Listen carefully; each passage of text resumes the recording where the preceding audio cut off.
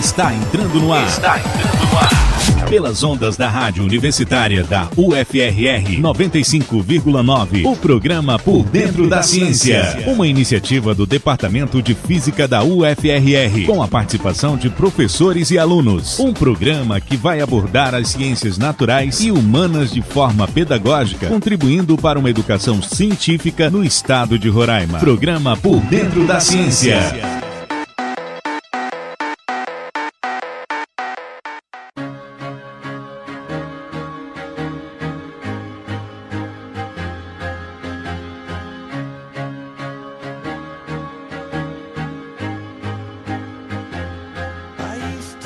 Bom dia, ouvintes, estamos no ar com o programa Por Dentro da Ciência. Estamos com vocês todas as terças, pelas ondas da 95.9 FM, Rádio Universitária. Na apresentação, eu, o professor Roberto Câmara, do Departamento de Física, juntamente com o professor Luiz Henrique, também do Departamento de Física. Bom dia, professor Luiz Henrique. Bom dia, meu caro, bom dia, ouvintes. No estúdio, temos o apoio na técnica de som do operador Leonardo Paixão. Também é aluno do nosso Departamento de Física. Na direção de programação, temos nosso amigo Felipe Reis, diretor do Núcleo de Rádio e TV Universitária.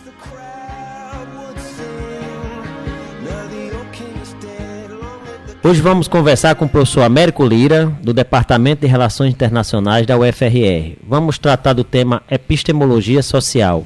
Professor Américo, bem-vindo ao programa Por Dentro da Ciência. Obrigado, Roberto. Obrigado, Pacopaíba. Uma alegria estar aqui com vocês, né, enfrentando aí duas pessoas da área de exatas. Né? Américo, normalmente a gente pede para os nossos convidados falarem um pouco da história acadêmica deles, mas com você eu vou fazer diferente. Eu vou pedir de cara que você fale para os nossos ouvintes o que é epistemologia. Ótimo. Vamos lá, fazer um trabalho de filósofo agora. Né? Vamos juntar as duas palavras que são de origem grega, né? Episteme seria a concepção do conhecimento, de um conhecimento testável, de um conhecimento do que hoje a gente chama de científico, daquilo que pode ser comprovado, analisado.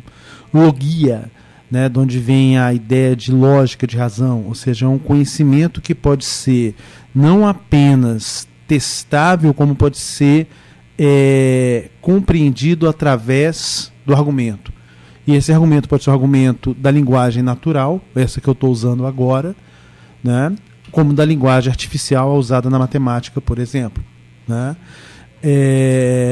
Então, epistemologia é exatamente essa tradição do conhecimento científico, diferente de doxa, que é a ideia da opinião. Né? Como dizia um professor que eu tive, opinião todo mundo tem. Né? Só que episteme são poucos. Então, episteme você constrói na academia, né, na universidade. O episteme é que você pode testar? Pode testar, você pode verificar, pensando em Popper, por exemplo, todo o conhecimento teórico e conhecimento epistêmico. Por isso eu posso destruí-lo, falseá-lo.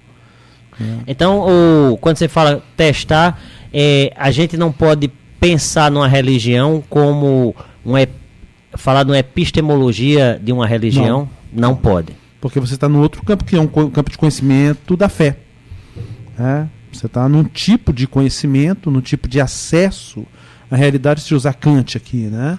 Você está pensando num tipo de conhecimento que não é um conhecimento a posteriori, né? Ou seja, conhecimento depois da experiência. A fé não tem experiência, a fé é um salto no escuro. É você acreditar, é você vivenciar aquilo. Mas não tem uma episteme, não tem uma logia. Por mais que os cristãos usem a ideia do verbo, que vem nessa percepção da logia, né? Primeiro o verbo, né? Efetivamente você não tem o conhecimento epistêmico, você tem um outro tipo de conhecimento. Você pode fazer epistemologia da religião. Em que sentido? Você estudar o fenômeno religioso, estudar o fato religioso, mas a religião em si não é um conhecimento epistêmico. Então, eu posso, quando você fala assim, a gente já entrevistou aqui o professor lá da História, o Américo não...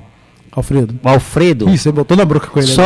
Mas foi um barato, porque ele estudou a evangelização dos indígenas. Mesmo ele sendo pastor, ele usa técnicas de historiador, de cientista social. Isso não é isso é epistemologia. Epistemologia, porque ele usou métodos, ele usou referencial teórico, ele partiu de um corpo teórico metodológico para fazer análise do objeto. Mas o objeto em si não é epistemologia. Eu não posso dizer, por exemplo, que o padre está fazendo conhecimento. Eu posso dizer que existe a teologia. Ok. Tá? Que tem o mesmo prefixo logia, de conhecimento, o estudo dos deuses, ou dos deus. Tá, e aí, o que é que tem de particular em epistemologia social? Ótimo. Se a gente fala de epistemologia ou de ciência, a gente fala de um conhecimento ocidental, né? Eu estou falando de alguma coisa que surgiu lá pelo 16, 17 com a Revolução Científica. Estou pensando num cara como Newton debaixo de uma macieira, levando uma maçã na cabeça para pensar a teoria da gravidade. Imagino que se ele estivesse debaixo de uma jaca, o cara estava ferrado, né? Estava morto, né? Não ia pensar nada. Mas só acho que estava debaixo da macieira, né? Então, esse conhecimento ele é ocidental, ele não é um conhecimento oriental. Eu penso uma cosmogonia, uma outra visão dos orientais para o mundo. Né? Em que sentido, Américo? No sentido da própria compreensão de universo. Por que a gente não consegue entender os chineses? Por que eu não posso falar que na China tem um tipo de comunismo diferente daquele feito na extinta União Soviética ou feito em Cuba? Porque tanto a União Soviética quanto Cuba, ou mesmo Rússia, por mais que Rússia seja o cordão sanitário da Europa, eles têm uma percepção ocidental de mundo. Foi um inimigo fácil de vencer para os Estados Unidos. Hoje, para os Estados Unidos, a China é um inimigo muito difícil de vencer. Pegar, por exemplo, o jogo. Se eu penso o jogo principal do Ocidente é o xadrez. Mas no xadrez eu tenho a ideia do checkmate. Ou seja, literalmente matar o rei. A concepção do ocidental da guerra é destruir o outro. Ponto. Né? Evidentemente, tem várias teorias para isso. Ou destruir, ou torná-lo subserviente e tal. Quando você pega o principal jogo chinês, que eu não lembro o nome agora... Mahjong? Oi? É o Mahjong? Que tem uma tabuleta parecida com o xadrez, mas é jogado lateralmente. Não. Tem um jogo que ele é feito lateralmente, onde você não busca destruir teu inimigo, você busca isolá-lo. Porque a concepção deles é o seguinte: tu é meu inimigo hoje, mas amanhã eu posso estar brigando com o Roberto, eu vou precisar de você. O inimigo do inimigo meu é meu amigo. Nessa lógica. Tanto que eles são ideia do quê? Do império do centro. Ou seja, eles querem ser o centro do sistema sem ter que dominar e destruir o sistema. Então, assim, você tem uma cosmogonia distinta. O socialismo deles, por exemplo, lida com o mercado, mas é um socialismo, não é um capitalismo de mercado. Tá? E a gente não consegue entender. Ou seja, as cosmogonias são diferentes. Há pouco você citou 3 filósofos. Uhum. Qual é a tua formação, Américo? Você é professor de Relações Internacionais. Qual é a tua formação que puxa tanto pela filosofia? Olha, eu sou filósofo de formação, fiz mestrado, doutorado em História e o pós-doutorado em Relações Internacionais. Mas você fez filosofia aonde? Conta um pouco perfeito. Da tua formação para o ouvinte. Aí eu entro na epistemologia social. Quando eu fiz filosofia, minha graduação em filosofia, eu tenho muita alegria e felicidade com isso, feito na UNB, eu tive muitos professores que eram, na verdade, físicos de formação. A gente brincava. O cara com quem eu trabalhei a minha graduação inteira, o Wilton Barroso, é físico de formação, né? Ele fez mestrado, graduação, mestrado. A gente entrevistou a professora da matemática, que o orientador dela, que é um dos maiores matemáticos do Brasil, é filósofo, né? A formação ela está muito nisso, né? Você pega ali Pitágoras, por exemplo, tá? Os caras eram filósofos também, né? Eles estavam tentando compreender a realidade. Então a gente brincava no UNB que lá nós tínhamos o maior número de epistemólogos por metro quadrado do Brasil. E era fato, né? Você tinha muita gente vindo da física, matemáticos e tal. Por que eu digo isso?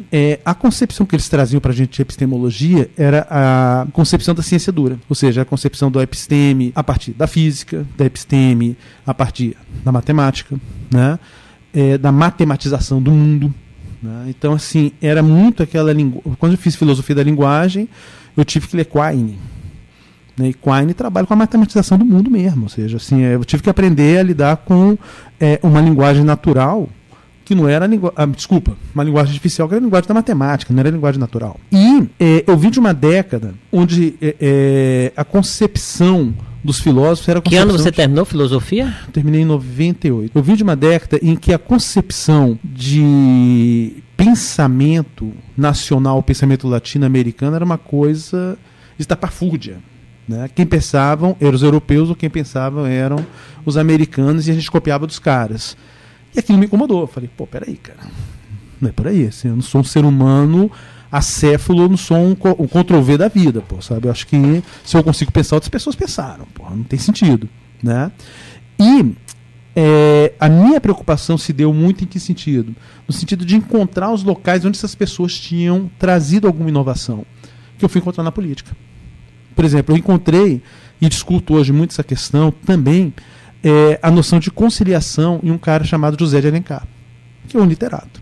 Todo mundo conhece como o cara do pai do romantismo brasileiro, tal, mas poucas pessoas sabem que ele foi político, ele foi do Partido Conservador, e foi um cara que pensou o sistema representativo, o que a gente discute até hoje. A ideia de como fazer uma representação no parlamento. Em que medida eu encontro uma proporcionalidade ideal tendo um cara que puxa muitos votos e leva outros que não representam efetivamente um determinado setor. Né? Era um cara que se posicionava contra a democracia, porque via na democracia a ditadura das minorias. Tá, mas como é que você está falando do José de Alencar, que viveu ditaduras? Não, ele viveu no 19, viveu no Império, né? No Império, quer dizer, ele já vinha de uma formação política de império, né? Isso. Mas aí como é que você consegue relacionar isso com pensamento filosófico, que você está vivendo noutra época, que passaram 3 ditaduras. Pela epistemologia social. Aí é que entra. Aí que entra. Ou seja, você tem uma formação de pensamento no Brasil e na América Latina que ela acaba sendo recorrente. Aí eu posso pensar em termos de ciência. É algo previsível. Por que é algo previsível? Porque você tem repetições disso. Vou pegar o caso brasileiro, por exemplo. Todas as conciliações no Brasil foram feitas por cima. Se você pensar, por exemplo, feita pelas elites ou pelos grupos de oligarquia de poder. Vamos pegar, por exemplo, a independência. A nossa independência ela foi uma independência consorciada, ela foi negociada. O Brasil foi o único país em toda a América Latina que teve o quê? Uma chefe pacífica. Uma pacífica com o chefe do Estado sendo português. Se você pega, por exemplo, o caso dos países de tradição ibero-americana pela Espanha. Vamos pensar no nosso vizinho Venezuela. O grande líder foi um líder crioulo, ou seja, o cara nascido na América, no caso Bolívar. Para a parte do Cone Sul, Miranda. Agora, Américo, você está falando isso, a gente começou por esse caminho aí da sua resposta, onde você se incomoda no seu curso de filosofia, que você só tinha matemáticos, físicos, que pensavam o mundo de uma forma meio cartesiana. Perfeito. Isso é o que lhe incomoda. Tá certo? Aí você vai fazer mestrado também na filosofia. O que é que você trabalhou? Eu saí. Aí eu fui para história. Para história. Porque me incomodava. Também na UNB? Também no UNB. Aí eu fiz o mestrado, doutorado e o pós-doutorado também no UNB. Aí eu fui buscar exatamente essa epistemologia, para fugir dessa forma cartesiana, desculpa para não perder, buscando uma concepção que eu trabalho até hoje de uma América Latina mestiça que não é ocidental, ou não é plenamente ocidental. Daí uma instabilidade política no sentido de adequar o modelo que é o modelo cartesiano, por exemplo, o modelo ocidental de mundo. Tanto que a gente convive muito mal com a democracia. O período maior que nós tivemos de vida democrática foi agora. A gente teve vários golpes. A República surge de um golpe. O Império surge de um golpe. Se você for pensar, você tem uma sequência de golpes que mostram que há uma previsibilidade no jogo político. E você encontra, Américo, na história, digamos assim, algo que te acalma, diminui pelo menos aquela tua inquietação? Olha, digamos que aí eu saio da epistemologia e caio no campo da fé, né? Acho que eu tenho uma crença de que em algum momento a coisa pode encontrar aí uma coisa bonita, né? Mas hoje eu acho que é muito difícil para acompanhar. Eu vejo a gente sempre nesse caminho da busca do grande herói, né? O Sérgio Buarque tem uma discussão muito bonita nesse sentido, quando ele diz que nós, ibero-americanos, a gente vive do herói, né? Pensa em Getúlio, pensa... Estou tentando me lembrar aqui do argentino, esqueci o nome dele agora, que... foi uma liderança no período ali próximo ao Getúlio, mas assim, Chávez mais próximo, porque não Lula, que tem mesmo preso, tem uma liderança extremada, né? E quebra, inclusive, uma leitura europeia que tem a perspectiva porque o Lula é um líder carismático, né? Quem conhece esse conceito é o Max Weber, e ele fala que o carisma tem a ver com essa noção do religiosa mesmo. Você adora o cara porque ele tem um carisma, ou seja, uma coisa dada por Deus, e ele não passa isso para outro. Lula está passando, né? Você vai fazer o mestrado na história, o que é que você trabalha no mestrado, Américo? No mestrado eu vou trabalhar exatamente José de Alencar e o sistema representacional, e depois eu vou pensar um período que é um período pouco estudado na política externa brasileira, que é o período de Floriano Peixoto. É o período em que nós temos uma contraconcepção desse modelo que eu estou passando para vocês da epistemologia social. É um momento que, e ele é criticado pra caramba, né? Floriano é tido como um maluco que governou o Brasil durante um tempo, mas foi um maluco que aumentou o número de embaixadas brasileiras na América Latina. Quanto tempo ele governou? 5 anos. Ou menos. Um mandato presidencial. Um mandato presidencial. Hoje. Sim, aí ele tem essa visão de americanidade. Tanto que quando ele assume o poder, ele aumenta o número de embaixadas na América Latina. Embaixadas brasileiras na América Latina e o número de embaixadas de países vizinhos no Brasil. Depois isso não se repete. Ele busca, por exemplo, uma relação com os Estados Unidos a partir de Salvador de Mendonça, que era alguma coisa já meio que que vai inspirar a OEA, a Organização dos Estados Americanos. Ô, Américo, você falou assim que ele foi considerado meio que um maluco, mas abriu muitas embaixadas. Ou seja, deu a entender que isso foi um lado bom. Sim. Em que sentido? No sentido da integração regional, no sentido de buscar que o Brasil deixasse de ser o primo diferente na América Latina. Porque o brasileiro tem uma coisa, ele faz piada com o argentino, né? Mas se a gente pensar, nós somos o corpo estranho na América Latina. Somos os únicos, digamos que assim, falam português. Fala português, né? Quando nós nascemos enquanto país, nós nascemos um império, uma monarquia, os outros todos são repúblicas. Os outros, de alguma forma, têm um diálogo mais fácil entre si, em termos de ciência, por exemplo. Talvez pela própria língua, eles se dialogam muito mais com mais facilidade. É mais fácil você ver grupos de pesquisa entre argentinos e chilenos que entre argentinos e brasileiros, né? O brasileiro ele tem uma dificuldade nessa relação com seus vizinhos. Até, só puxando agora um pouco mais, uma situação mais atual, até a gente não vê tantos casos de violência, pelo menos assim na televisão atualmente, de venezuelanos na Colômbia, porque talvez eles estejam se adaptando lá melhor do que como nós temos. Porque nós nos vemos como europeus que por um acaso estão na América do Sul. Não, aí me desculpe, deixa eu discordar. Os argentinos, né, que sempre foram digamos assim... Você sabia onde veio essa briga entre os argentinos e os brasileiros? Vem do século XIX, vinha para o século XX, quando o Barão do Rio Branco ele disputa com a política externa na Argentina a concepção de quem vai ser... Hein? Eu pensei lá onde era o Uruguai. Lá não. Também tem aquilo, mas assim, a disputa qual era? No século XIX, você já assume a proeminência dos Estados Unidos como um grande líder. Pelo menos um grande líder que leva a América, né?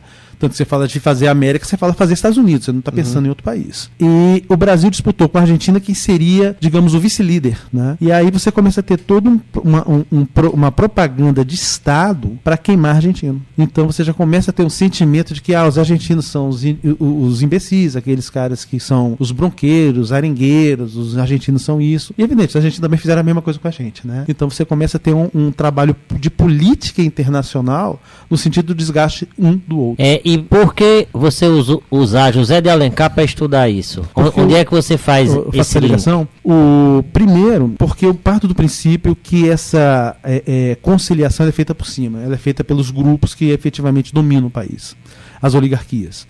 Se você pegar as famílias tradicionais, elas continuam na política até hoje. Tô falando José de Alencar era de oligarquia? Sim. A Raiz era parente do Zé de Alencar. Zé de Alencar, na verdade, vem de Pernambuco, mas se fortalece no Ceará. A família dele é uma família pernambucana. Então, a família dele continua na política até hoje. Tá, então, voltando, qual é a ligação que você vê em José de Alencar para explicar a proeminência do pensamento conservador brasileiro, que é igual ao pensamento conservador latino-americano. Mas você tem vários atores na história. Que eu ainda não entendi por que José de Alencar. Porque ninguém estudava José de Alencar nesse sentido. Foi a ideia de buscar o ineditismo da pesquisa. Ou seja, todo mundo pensava José de Alencar como literato, mas não como político. Então você tem o José de Alencar, que é o pai do romantismo, José de Alencar, que falou de Cecília, falou de Peri, né? José de Alencar, que teve embates literários com Romero, né? Mas não o José de Alencar político. Mas aí, a gente trabalha com pesquisa, você tem que ter referencial e fatos ou material para provar suas hipóteses. Isso. Onde é que você vai buscar? Qual é a sua fonte de provas que ele era influente na política? São documentos, são cartas, são colunas de jornal? Explica o que foi tua fonte de pesquisa para tu provar a tua hipótese. Os discursos políticos que estão no Parlamento Brasileiro, você pode encontrá-los, só que você vai encontrar aquelas máquinas enormes que você tem que ficar... Eu esqueci o nome daquelas máquinas, cara. Você passa horas mexendo naquilo em arquivo. Com microfilme, né? Isso, com microfilmes. Jornais de época, ele foi um cara muito atuante. Inclusive, ele escrevia com o sobrenome G, né? Ele não assumia o nome dele, porque ele fazia críticas severas. Então, ele tentava se proteger usando o pseudônimo. Projetos de lei dele como deputado. Projetos de lei dele como ministro da Justiça, que ele foi ministro da Justiça. Cartas, você encontra muitas cartas mais no Rio de Janeiro do que em Brasília. Onde é que se localiza essa documentação, Américo? Olha, essa documentação você vai encontrar no Parlamento e na Biblioteca Nacional. No Rio de Janeiro, Biblioteca Nacional. Em Brasília, na Câmara dos Deputados e no Senado Federal. Hoje eu acho que você já tem esse material não mais em microfilmes. Né? Você deve tê-los já digitalizados. Né? Mas no período que eu trabalhei, eu tive que enfrentar os microfilmes da vida. Então, você parte da hipótese da influência do José de Alencar nessa política nacional de conservadorismo, é isso? Isso.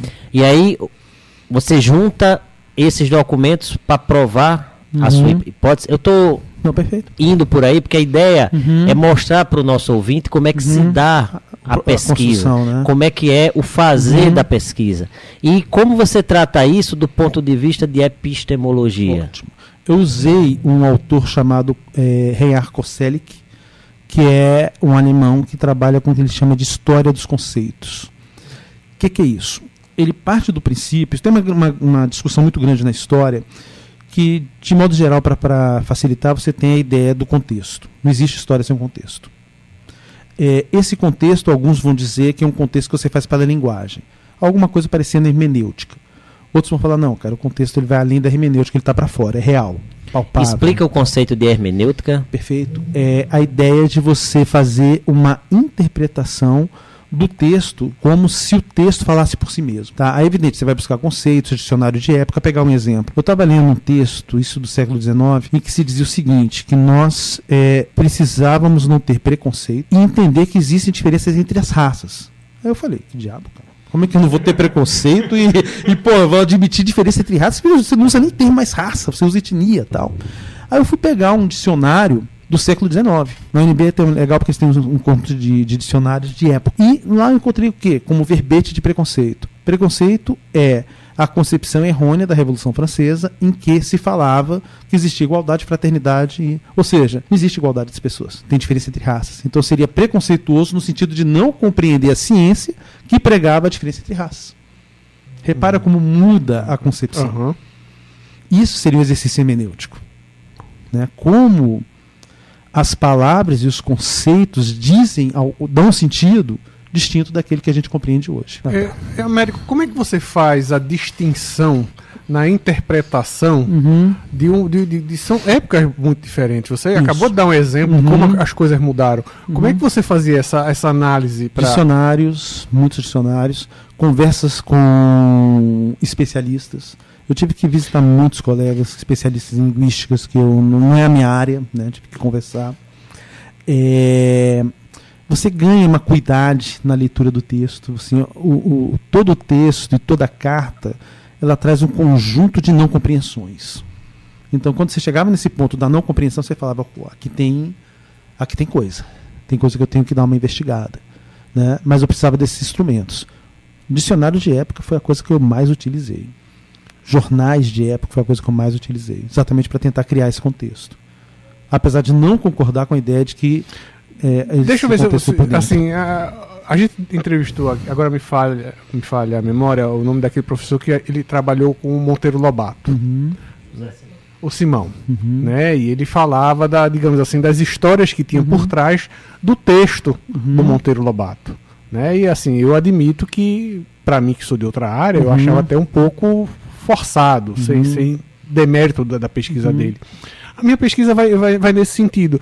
O material que você tinha, de certa forma, não podia ter uma análise muito diferente do que você achou, do que você entendeu, por conta de um contexto? Ótima questão, Paco Pai. Vou pegar um exemplo para depois voltar para o meu.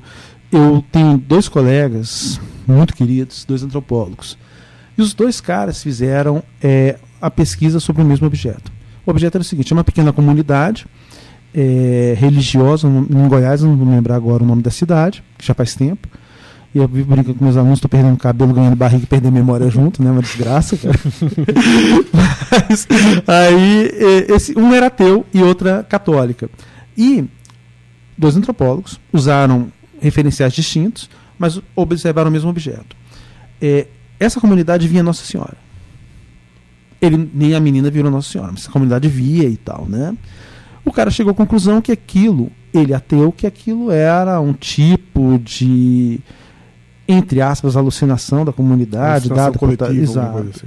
E a outra entendeu que não, aquilo era uma manifestação de fé que vinha de uma tradição, etc. Ou seja, chegaram a respostas diferentes. Aí eu volto à tua pergunta. Eu usei um referencial, uma metodologia que me permitiu pensar, pensando novamente Koselleck, a ideia de que para ter um conceito é preciso ter uma comunidade que fale a mesma coisa. Ou seja, uma comunidade que entende daquilo que está sendo dito e de alguma forma se encontra com aquele conceito e defende aquele conceito. Tá? Então, por exemplo, eu posso dizer que as elites na América Latina, mais acentuadamente no Brasil, são elites escravagistas, sim. Em que sentido? No sentido de que, não gosta de negros e veem negros como seres inferiores. Associa o negro à pobreza e à falta de conhecimento. Por exemplo, José de Alencar falava que era necessário conceder a liberdade desde que você educasse o negro. Um ciclo vicioso. Tu não quer educar o negro está sendo exatamente. Hoje, qual é a carne mais barata do mercado no Brasil? É a carne negra. É a carne negra. Tem uma música muito bonita. Eu me lembrei dela, da Daniela Mercury. Exato. É isso, a carne negra é mais barata. Por quê? E eu estou tentando lembrar de uma outra cantora fantástica também, que fala, por que a gente não ensina Exu nas escolas? Porque Exu é coisa de preto, no sentido... Aí eu estou usando o termo aqui para poder provocar, né? Por quê? Porque vem de uma cosmogonia, de uma tradição que não é do Deus cristão. Por que quando você diz que Jesus não tinha pele clara, tem gente que dá saltos? Porque você associa a noção do negro, né? Então eu volto novamente à noção do conceito. E é aquela coisa que você estuda que está misturada com toda uma formação religiosa, social que a gente tem.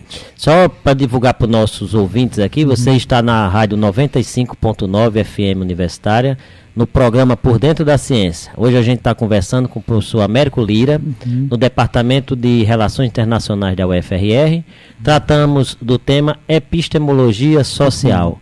Aí, Américo, você trabalha o José de Alencar no seu mestrado em História. Por que você foi pela linha da História? Porque você podia ter ido para Antropologia ou para Sociologia. Por que História? Porque eu achei que era necessário buscar, vamos chamar aqui de tradição.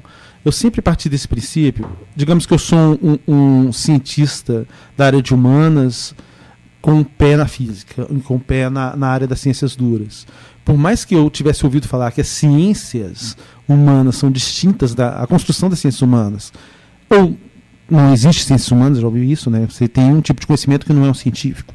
Outros vão dizer, não, existe uma ciência, mas ela é diferente das ciências duras, vamos chamar assim, porque as ciências duras elas podem predizer e as ciências humanas não. Eu discordava disso. Só que eu sempre pensei o seguinte, se eu quero predizer no campo das ciências humanas, tudo bem, eu tenho que ter a concepção de que existe uma variação do comportamento humano. Mas eu preciso de uma tradição. E a tradição que me dá é a história. Entendi. Bom, essa sua forma de pensar é compreensível. Você falou lá no seu curso de graduação, você era lotado, ensinado por físicos e matemáticos que veem um efeito causalidade em tudo, né?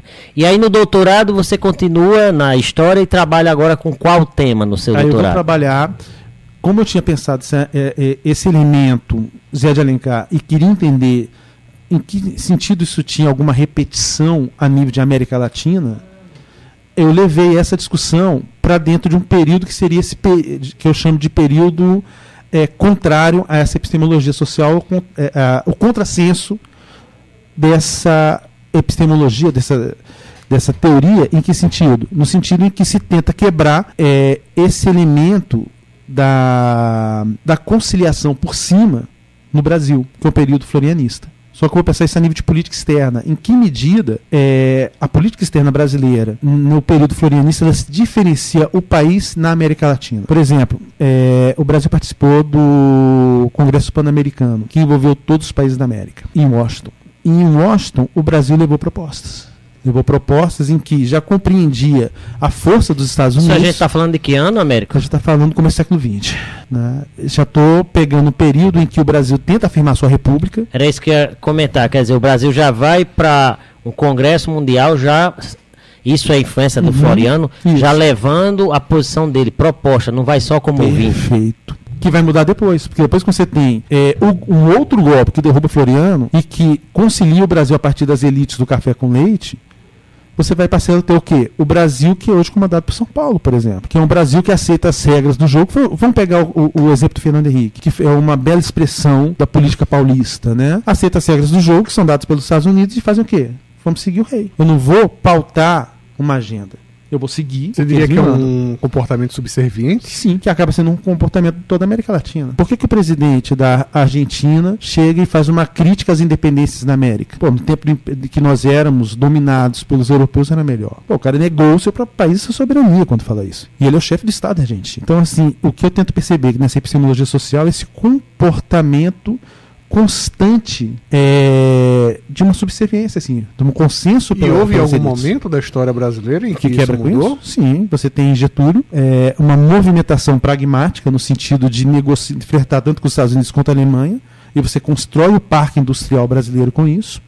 Perón na Argentina, que tem toda uma movimentação nesse sentido, e que são rechaçados pelas elites que nós temos. Por que você tem tanto ódio do Vargas? Por que tem que quebrar o Estado que Getúlio Vargas montou, por exemplo? Por que tem que acabar com a CLT? Por que tem que acabar com estabilidade no emprego público? Por que você tem que acabar com as universidades? A concepção desses caras é a seguinte: eu não preciso de universidade. Eu preciso do colegião, que vai ensinar o cara a usar uma máquina que eu vou comprar de fora, ou seja, eu vou importar tecnologia. Agora, qual é o problema para isso? A minha subserviência como país. O fim da minha soberania. E aí, você estuda isso lá em Floriano, que foi quando você interrompe, porque ele vai para Washington de uma forma propositiva. Isso. E ele manda o grupo dele para Washington. O grupo dele, claro. E aí você tenta buscar essa regularidade. Caracterizar isso na América Latina toda. Em quem mais você trabalhou da América Latina? Na verdade, eu uso isso a nível de política externa brasileira para tentar perceber, por exemplo, como isso acontece a nível de Amazônia. Foi um momento que eu também estudei a questão da abertura do Rio Branco, do Rio Amazonas para navegação estrangeira, ou seja, em que medida esse elemento da subserviência vai se fazer sentir com os Estados Unidos, né? Quais as estratégias que vão ser utilizadas com os países centrais, né? E oriento trabalhos no sentido de pensar hoje essa questão nas fronteiras, sobretudo na fronteira amazônica. Aí no teu doutorado, tu já explicou para a gente no mestrado, tua fonte de material era o discurso do Zé de Alencar, e aí o doutorado, como a gente sabe, é um campo maior de estudo. Quem são tuas fontes? Qual? Jornais, atas do Itamaraty, que foram várias atas, cartas entre Salvador de Mendonça, que foi o principal articulador do Floriano, que com o Rio Branco ele vai sumir do mapa, né? Os caras somem com Salvador de Mendonça, e cria uma anedota que Salvador de Mendonça tinha comprado umas obras de artes falsas, ou seja, para descaracterizar. É um dos elementos do jogo político, da desqualificação do outro, por questões secundárias. Quer dizer, se o cara foi enganado ou não, isso é indiferente, né? O que importa é central o que ele fez quando ele foi um homem das relações exteriores do governo de Floriano, né? Tanto que ele teve em Washington mais de 10 anos. Ele chegou a se casar com uma mulher americana, né, estadunidense. Oliveira Lima, que inclusive teve na Venezuela. Eu tento acompanhar essa movimentação dele através de cartas, através das atas de política externa, de jornais, de matérias compradas em jornais estrangeiros, que o Brasil comprou matérias em jornais estrangeiros. Isso é coisa muito comum, né? Os estrangeiros também compram matérias, pagam para publicar matérias, no sentido de chegar e ter o convencimento da opinião pública de outro país. Esse convencimento veio, por exemplo, na Revolta da Armada, né, em que Portugal Itália tentam fazer uma espécie de retorno, forçar um retorno para o Império, né, seja a República que incomodava, e Salvador de Mendonça foi o cara que conseguiu articular com os Estados Unidos para ter a intervenção estadunidense para afastar a movimentação estrangeira a nível de Baía da Guanabara. Então esses documentos, as trocas de documentos entre o Salvador de Mendonça e a diplomacia estadunidense, quer dizer, são esses documentos que eu uso como fontes. Ô Américo, você falou que nós brasileiros somos os, digamos assim, os alienígenas aqui na América Latina, somos os únicos que falam português, não sei o quê. Nos vemos assim, né? Esse teu estudo, em que tu parte para, digamos assim, as relações internacionais, até que ponto esse sentido da gente ser o diferente ou te atrapalhou ou te ajudou na tua pesquisa? Porque eu fico imaginando que, de certa forma, você tem uma certa homogeneidade nos outros países. Como foi essa? Eu acho que não tem essa homogeneidade a nível dos países latino-americanos. Eu acho que essa homogeneidade acontece a nível de Europa e Estados Unidos. Nos Estados Unidos isso foi muito forte por um motivo simples, né? A segregação racial ali foi nítida, né? Você matava mesmo, acabou. Os caras fizeram dos seus índios uma espécie de macaquinhos para serem visitados. As reservas foram feitas para isso. Então você anula o poder de fogo dos indígenas, você branqueia os negros. Foi o que os caras fizeram, mataram as principais lideranças negras. O movimento Black Power ele vai ser dizimado. E você acaba branqueando. Vamos pensar ali com todo respeito, porque eu acho que o Obama foi um bom presidente, para eles, não para a gente.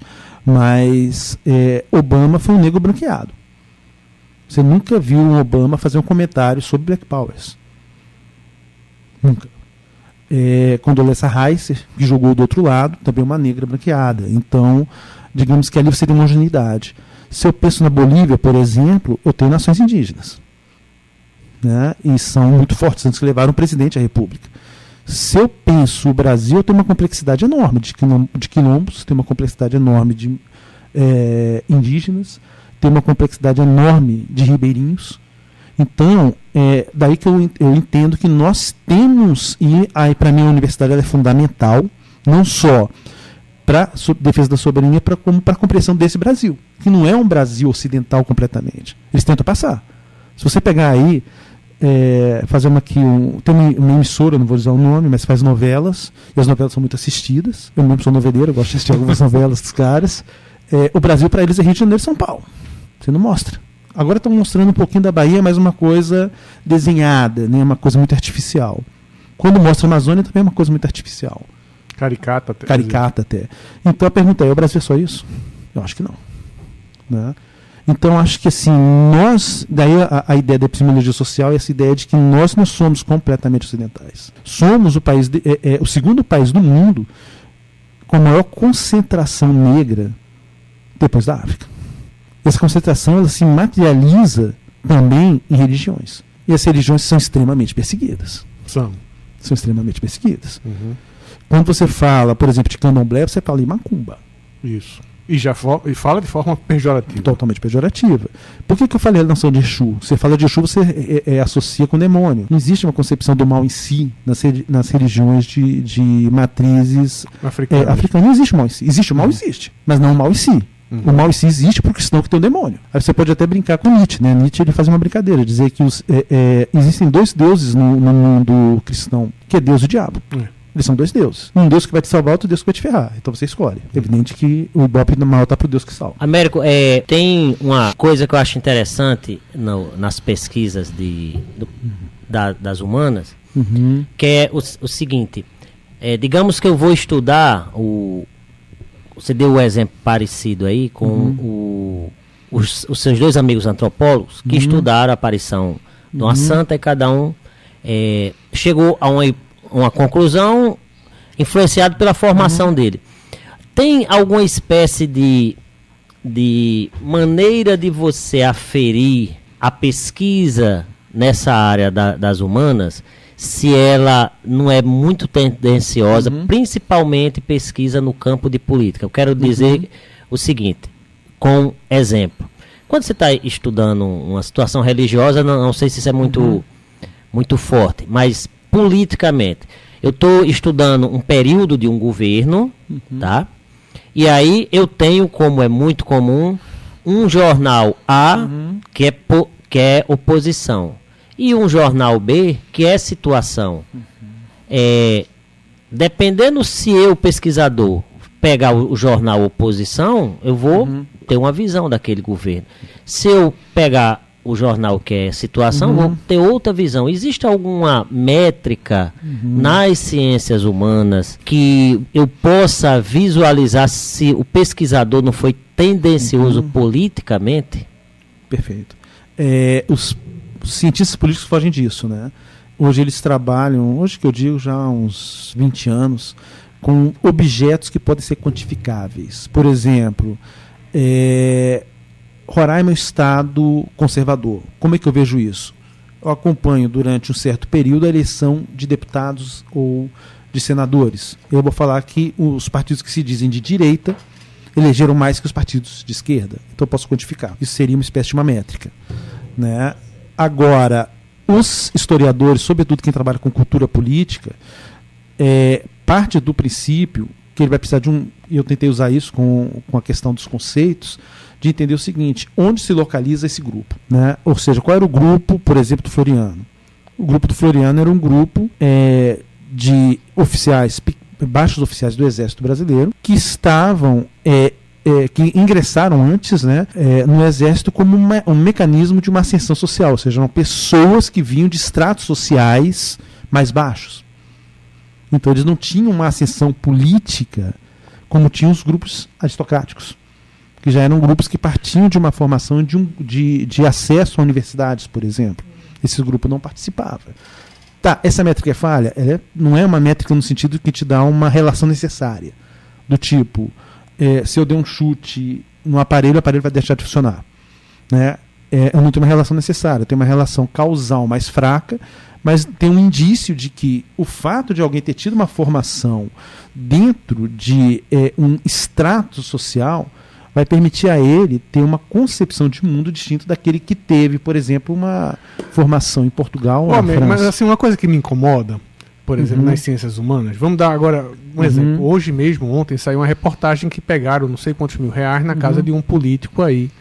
Ou seja, se você parte desse exemplo que você deu do estado de Roraima ser conservador e você mede isso a partir das eleições, você não está levando em consideração, por exemplo, uma situação como essa, em que de repente o cara foi eleito porque pagou por fora. Tá entendendo? Então, quer dizer, o teu resultado pode ser deturpado por fatores que podem, de certa forma, não aparecer. Dá um outro exemplo. Uma pesquisa, sei lá, de um órgão desses aí de eleição. A gente sabe, a gente que é da área, que se eles escolhem um espaço amostral diferente, o resultado é diferente. Eles têm poder de manipular aquele resultado. Tá entendendo? Como é que você, que, como eu disse, está fazendo uma pesquisa do começo do século, como é que você coloca isso na tua pesquisa, tá entendendo? Isso, de certa forma, me incomoda na ciências humanas. Excelente questão. Na minha pesquisa do começo do século, isso aí é mais fácil, né? A sociedade não era tão complexa. Até o processo eleitoral era distinto, né? Era uma presença maior da igreja, sendo que a gente pode falar que a igreja está voltando a ter uma presença maior novamente, né? Sobretudo seus setores mais conservadores, com essa questão da teologia da prosperidade, né? Que é uma coisa que ganha muitos adeptos. Né? Então, por exemplo, se eu falo em eleições paroquianas, eu estou pensando em paróquia mesmo. As eleições eram feitas em paróquias. Né? Então, talvez o mecanismo de pensar isso seja a construção, vamos chamar de visão de mundo do brasileiro, da visão de mundo de determinados locais da federação. O que eu estou chamando de visão de mundo? A democracia é uma coisa muito nova para a gente. É uma coisa muito nova.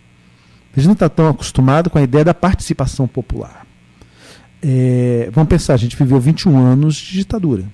Então, participação popular muitas vezes significava você perder a tua vida. Né? Então, se a pessoa vai preservar a vida.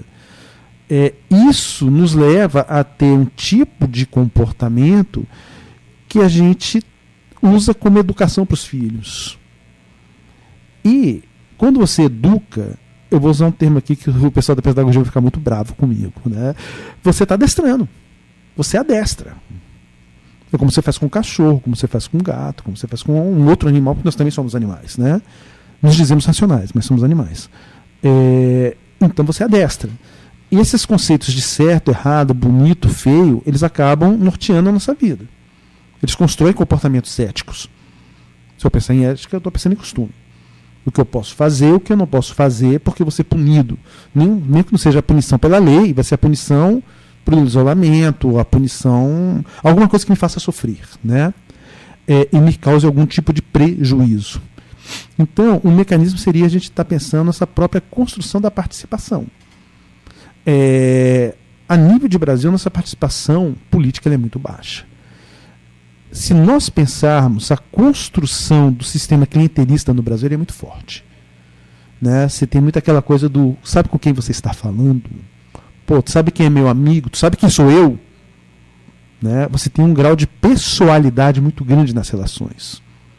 Eu falava isso ontem no encontro da AMPU, que é a Associação de Pesquisadores, que eu falei do Peru, e falei do Peru pós-fim da Guerra Fria e do novo reordenamento do mundo, em que o grande problema para os caras, até chegar a Fujimori, vai ser o quê? Vai ser o narcotráfico e o terrorismo. Agora, isso acontece por quê? Porque, efetivamente, o Peru não consegue construir um Estado impessoal, um Estado que tem uma máquina estatal eficiente. Tanto que a parte oriental do Peru, que é a Amazônia, ela fica deixada à própria sorte. E é evidente que, assim, nada fica à própria sorte, né? Alguém ocupa aquele espaço. O pessoal da Colômbia ocupou. As principais roças de produção de coca não estão na Colômbia, estão no Peru. Então você tem a coca saindo do Peru, indo para a Colômbia, sendo refinadas e sendo depois redistribuídas. É uma cooperação. Por que eu peguei esse exemplo? As pessoas que produzem a coca, elas são cocaleiras, elas não estão pensando, são os que menos ganham nesse jogo. São os que menos ganham. Se você ferrar a vida desses caras, você fala, não produz mais, você vai matar nego de fome, você vai destruir famílias. Agora, você tem outro problema, como é que eu vou combater esse negócio? Né? Mas por que eu estou pegando esse exemplo? É uma construção histórica. Então, essa rede de clientes que nós temos, ela acaba passando também pela ideia da troca. O meu voto é uma troca. Isso é um tipo de pensamento conservador? É. Eu voto porque o cara é meu amigo e vai me dar o dinheiro para comprar o gás. Eu voto porque o cara é meu amigo e vai me dar o dinheiro para fazer o tratamento de dente que o Estado não faz. E aí é evidente. É preferível que o Estado continue não dando tratamento de dente para que o amigo dê e continue com o voto. Outra, o dinheiro que o cara tira não é o dinheiro dele. É o dinheiro da empresa que poderia estar colocando material que ele ia pagar numa licitação pública decente, material para fazer o tratamento de dente do cara. Então, nesse sentido, eu poderia dizer que é conservador. Né? Por quê? Porque você tem uma construção, eu volto à noção da epistemologia social, de uma repetição de comportamentos que vem dessa construção do passado. Talvez em Roraima isso comece daqui a algum tempo a quebrar, por quê? Pelo próprio crescimento da população. Porque toda a rede de clientes tem um limite. Vai chegar um momento que ela se esgota. E a própria história nos obriga a mudar, né? E eu acho que a maior ferramenta é a educação. Sem dúvida. E agora, Américo, você está aqui você vem da UNB com mestrado, com doutorado, e você está aqui em Roraima. Seu objeto de estudo tem muito a ver com relações internacionais. Agora, o que é que você trabalha aqui, que a gente tem aí duas fronteiras interessantes? O que é que você tem trabalhado de pesquisa aqui em Roraima? Eu tenho trabalhado e orientado a partir do pós-doutoramento que eu fiz, né? Eu quis entender essa fronteira com a Guiana. Com a Venezuela, acho que a gente já tem bastante estudos muito bons, tem que ser feito mais coisa, né? Mas a Guiana sempre me incomodou. É uma fronteira, hoje é uma fronteira mais fácil de você transitar. Você tem uma presença chinesa muito intensa na Guiana hoje, que é a política externa dos chineses, né? Eu até brinco com minha mãe, que ela é mineira, eu falo que os chineses parecem mineiros, né? Eles comem pela beirada. Eles vão comendo na beirada até chegar no centro, né? Tem uma comida mineira, que eu esqueci o nome agora, que você vai comendo pelas beiradas, que no centro fica muito quente. Então você espera esfriar e vai comendo a comida pelas beiradas. E o que os chineses fazem? Eles estão presentes na Guiana, estão presentes no Peru. Aquele local onde os Estados Unidos não está muito atento, então eles vão... Não quero disputar com os Estados Unidos, mas eu quero ganhar dos Estados Unidos. Então isso é marcante aqui na Guiana? Muito. Tanto em Léten, mas sobretudo na capital. Quando eu estive lá pela primeira vez, a coisa que mais me assustou, os estadunidenses eles têm uma coisa muito pela imagem, né? Então, todo local que você for, a maior embaixada, a mais bonita, é a embaixada dos Estados Unidos. Tá? Eles fazem questão de fazer isso. Até na arquitetura eles têm que ser melhores, né? Se você chega em Georgetown, a embaixada mais bonita é da China. A maior embaixada em proporções físicas é a embaixada chinesa. E aí você tem trabalhado essa fronteira com a Guiana. Sim, eu quis fazer procurando especificamente entender esse processo dos chineses, porque você falou... Eu coloquei os chineses para chamar a atenção, mas assim, eu quis entender o seguinte: por que a nossa relação, e eu estou pensando na unidade federada Roraima, é tão ruim com a Guiana? Ela é ruim também com a Venezuela, mas com a Guiana, sim, a gente tem uma dificuldade de afinidade fora do comum. Deixa eu chutar uma hipótese que eu responderia, né? E aí, carregado com os meus preconceitos, a minha forma de ver o mundo. A ideia que a gente tem, a gente chegou aqui em 98, vai ali em Letem, é uma fazenda grande com um bocado. Então, a ideia que a gente tem, da Guiana, é que é um país muito pobre. Então, a gente não é naturalmente movido a procurar relações com quem tem mais a nos oferecer. Não vai por aí, não, essa pouca interação. Ótimo. De linguagem, mas quando a gente pensa, por exemplo, que a Guiana é caribenha, que o CARICOM, que é o Conselho dos Países Caribenhos, está em Georgetown, e que eles são saída para o Caribe, e que os países caribenhos têm uma coisa na ONU chamada voto cardume, isso aí todo diplomata sabe. O que é esse voto cardume? São pequenos países que se unem e acabam tendo mais peso do que um país central. O Caribe tem muito disso. Eles querem alguma coisa, eles se unem. Se os Estados Unidos querem alguma coisa, precisa de algo, ele negocia algum benefício para os países caribenhos. Então os caras ganham nesse jogo. A diplomacia brasileira sabe disso. Então por que não orienta? No sentido de que vamos aproveitar esse caminho, vamos aproveitar esse corredor que nós temos. Tá, e aí você, como estudioso desse caso, aqui estaria ligado essa pouca interação de Roraima com a Guiana? Vem da concepção, no primeiro momento, preconceituosa com os próprios indígenas, porque se você pensar os macuxis, por exemplo, eles estão tanto dentro do Brasil quanto fora. Eles estão também na Guiana. E se a gente pensar a questão do Pirara, em que a gente perde uma extensão territorial muito grande, ela é a primeira derrota e talvez uma das poucas derrotas da diplomacia brasileira, que envergonha o Brasil. Envergonha por quê? Porque o Brasil sempre fez a questão de vender a imagem de que nós somos uma grande diplomacia, que nós somos os caras na diplomacia, e apresentam na história das relações internacionais a concepção de que nós nunca perdemos absolutamente nada. Então seria uma forma de você apagar um passado. Nós perdemos aqui. Nós perdemos uma extensão de terra muito grande. E pior, nós demos entrada para a Inglaterra e depois para a Guiana na bacia amazônica. Eles têm entrada na bacia. Nós não temos saída para o Caribe. Mas eles têm entrada na bacia. Ou seja, foi uma jogada deles muito inteligente. Eles ganharam. Aí nós culpamos os indígenas. Porque a história começa com os índios, né? E começa em que sentido? Começa no sentido dos ingleses dizerem que nós escravizávamos os índios e que era necessário que o mundo intervisse nessa região. No segundo momento, o discurso de segurança. Quando a Guiana se torna independente, ela se torna namorando a extinta União Soviética. Então você tem toda uma construção, a partir do Sexto Beck, de uma área de defesa. Se você pensar as ruas de Boa Vista, por exemplo, elas são muito largas. A ideia que os caras tinham ali, esse documento, era descer aviões.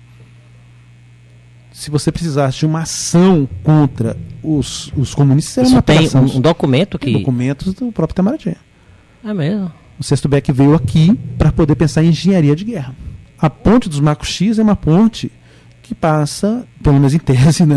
Eu não sei se os caras vão testar um dia, passa tanques de guerra. Você pode pensar, por exemplo, o paraquedismo do exército funcionando ali. E um dos motivos da gente não ter tanques de guerra aqui é exatamente a questão das estradas aqui. O solo também não permite. Mas ali você conseguiria, dizem eles, conseguiriam passar isso.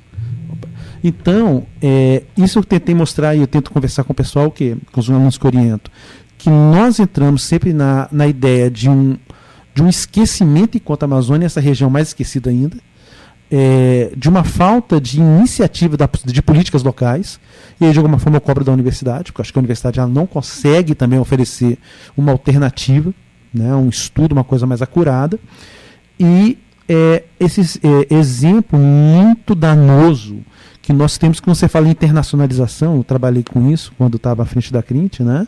Você fala de internacionalização, você causa um mal-estar tremendo no Estado, né? Parece que você está querendo vender o Estado.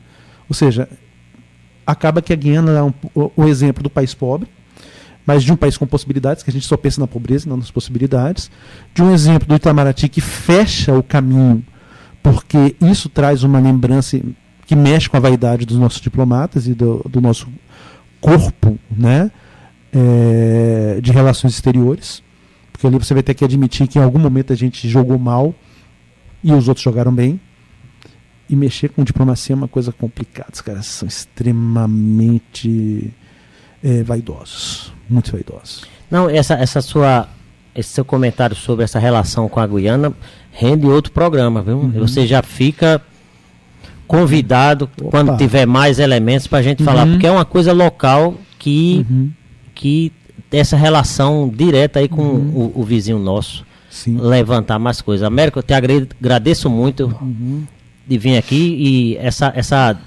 forma didática que tu esclareceu muita coisa aqui. Já fica no ar o convite, quando você achar que tem já material para a gente discutir só essa relação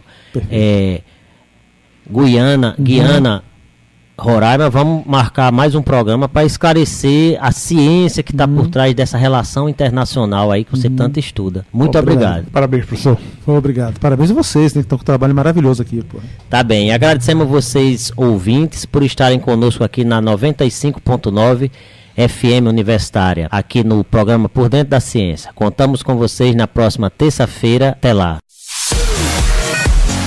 Você acabou de ouvir Por Dentro da Ciência, um bate-papo científico com colaboração do Departamento de Física da UFRR e que vai ao ar todas as terças pelas ondas da Rádio Universitária 95,9 FM.